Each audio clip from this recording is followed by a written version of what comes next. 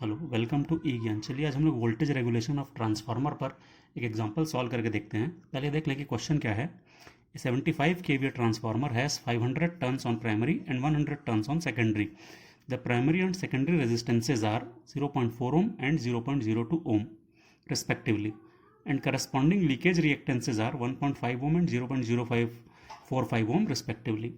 Supply voltage is 2200 volt. Calculate voltage regulation at 0.8 power factor lagging. तो इसका मतलब क्या है कि हमको एक ट्रांसफार्मर दिया है 75 kVA का, जिसके प्राइमरी टर्न्स और ये सेकेंडरी टर्न्स दिए हुए हैं।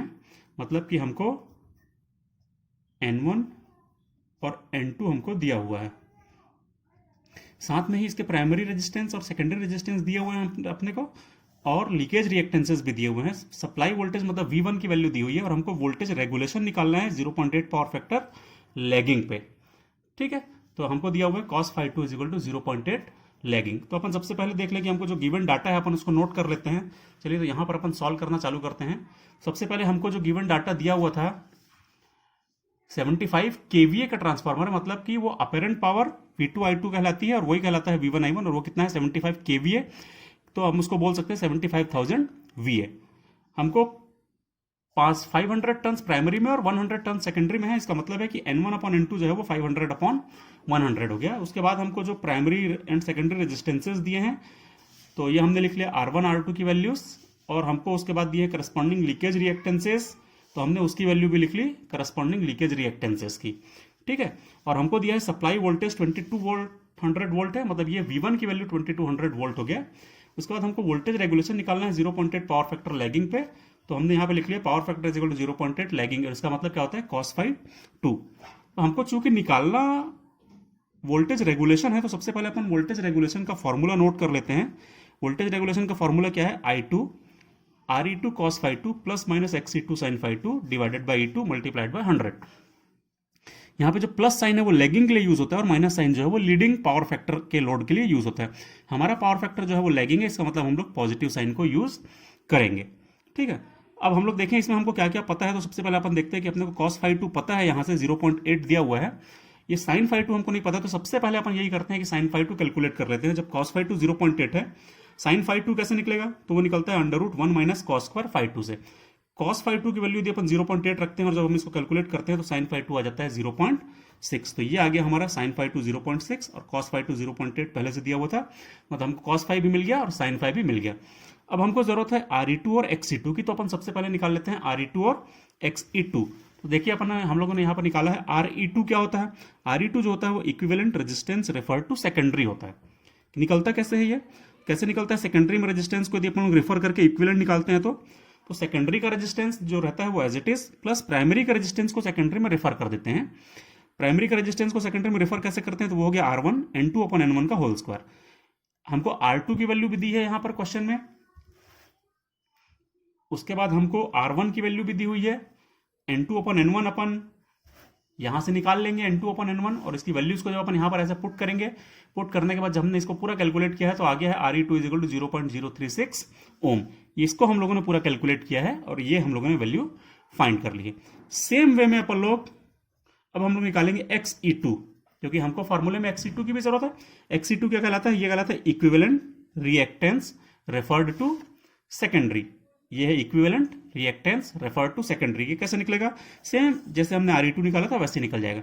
तो equivalent reactance refer to secondary में क्या होता है कि सेकेंडरी का रिएक्टेंस एज इट इज रहता है, प्लस प्राइमरी का रिएक्टेंस को हम सेकेंडरी में रेफर कर लेते हैं इस तरीके से।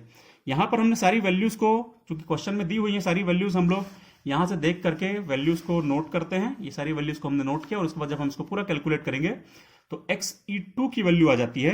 तो इसकी वैल्यूज एक बार कैलकुलेट करके देखें तो ये आ रहा है 0.105 ओम आ जाएगा। तो ये आ गया अपना XE2 भी हमने कैलकुलेट कर लिया। तो हमारा जो फॉर्मूला था उसमें RE2 भी पता चल गया, cos phi 2 हो गया, XE2 हो गया, sin phi 2 भी पता चल गया। E2 जो है ये हम लोग कैसे लेंगे, तो E2 निकालने के लिए हम लोग क्या करेंगे, ट्रांसफार्मर में क्या होता है कि V1 जो होता है वो अप्रोक्सीमेटली इक्वल टू E1 होता है, और जो रेशियो रहता है E1 upon E2 is equal to N1 upon N2 होता है। ठीक है, तो यहां से हमको E2 निकालना है, तो E2 क्या हो जाएगा, ये हो जाएगा N2 upon N1 multiplied by E1।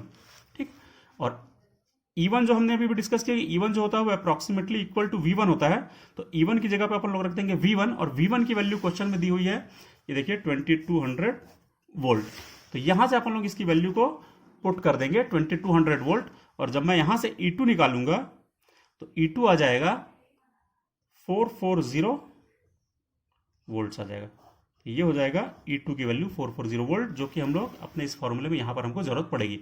अब हमको जरूरत है I2 की, हम लोगों को जरूरत है I2 की। तो I2 कैसे निकालेंगे अपन लोग देख लेते हैं। I2 निकालने के लिए फॉर्मूला होता है I2 upon I1 is equal to N1 upon N2। तो N1 अपॉन N2 तो हमको ऑलरेडी दिया हुआ है क्वेश्चन में, ये N1 अपॉन N2 दिया हुआ है, यहां से अपन लोग N1 अपॉन N2 रख लेंगे,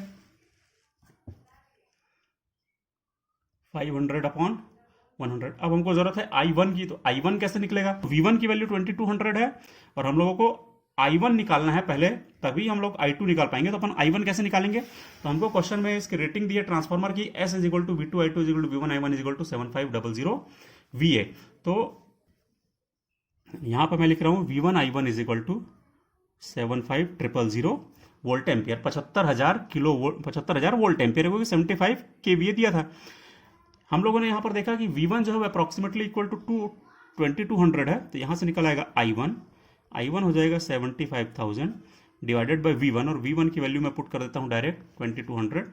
और यदि यहीं से मैं I1 को निकालूं, तो मैं यदि I1 को यहां से कैलकुलेट करता हूं तो ये आ जाता है, I1 की वैल्यू आ रही है 34.0909 के अप्रॉक्सीमेट आ जाएगी। I1 इज इक्वल टू आ जा रहा है 34.0909 एम्पियर। ये हो गया। इसी की सहायता से यदि हम इसको यहां पर पुट करते हैं तो हमको I2 भी निकल आएगा। तो मैं I2 निकाल लेता हूं। I2 इज इक्वल टू हो जाएगा 500 अपॉन 100 इंटू I1, यहां से ये I1 इधर जाएगा, तो ठीक है। अब इसको मैं कैलकुलेट करूं तो I2 की वैल्यू, यदि मैं यही वैल्यू I1 की यहां पे पुट करता हूं तो I2 की वैल्यू आ जा रही है 170.4545 एम्पियर। ये हो गया I2 की वैल्यू। तो ये आ गया अपना I2। अब हमारे पास इस वोल्टेज रेगुलेशन के फॉर्मूले में पुट करने के लिए सारी वैल्यूज हैं। अब हम डायरेक्ट सारी वैल्यूज को पुट करते हैं और सीधे वोल्टेज रेगुलेशन को कैलकुलेट कर लेते हैं। फॉर मैं वोल्टेज रेगुलेशन निकालता हूं,